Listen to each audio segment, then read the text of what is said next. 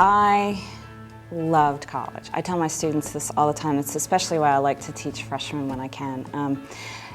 When I was in high school, where I was a little bit frustrated with certain aspects of high school, I had a teacher who came up to me and he said, you know, I can tell you're frustrated with things about high school, but I can tell that you're someone who's going to love college, so you hang in there, because just hang in there for college because you're going to love it. And he was so right.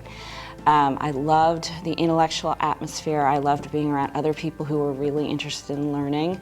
I made the best friends of my life, and so what I wanted to do was combine my love of writing with my love of college and teaching college students. College students are my favorite age to teach. They're very motivated, and they're right at the beginning of their lives, and it's really exciting. The people who inspired me, there's more than one, are the people who really believed in me. And I was not always the most obvious great student. I always got good grades, but I was kind of quiet in the back. And so the teachers who kind of noticed me and said, hey, you're a good writer, those kind of people really inspired me. I had teachers in high school, a couple of them, who really believed in me and who I still remember to this day, telling me things that you know, writing is hard, teaching writing is hard, and the important thing to learn is to not give up. And if people encourage you and believe in you, it's easier to keep going. And that's what I want to communicate to my students.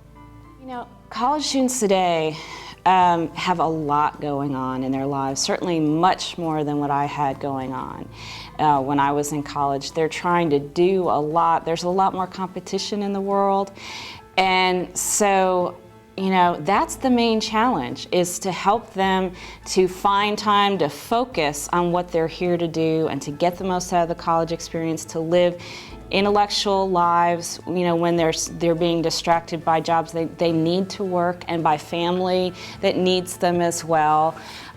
It's just the distractions. Sometimes that's hard, but you know, you can do it. You know, I try to show them how they can have balance in their lives. They don't have to shut down other aspects of their lives so they can go to college. So that's the challenge. I would say it's hard to become a college teacher. There's many years of education, but it's the most rewarding thing I can think of to do. And so it's completely worth it in the end. It's worth the extra years of schooling. It's worth all the things that you have to do. But I'm so glad I did, because it enabled me to get my PhD, to teach college, and there's nothing I would rather do. Sometimes people will say, well, if you weren't teaching college, what else would you be doing? The truth is, I really can't imagine. I love teaching college. I love my students. They're really inspiring. They're pretty amazing. The best thing about this whole thing was when I had to write my application for the award, I had to get recommendations from 2 former students. And I would say that the recommendations I got for them, which wasn't, oh, how great I am or anything, but was, here's how I helped them in their lives, because these are 2 students who have gone on and graduated and done really neat things.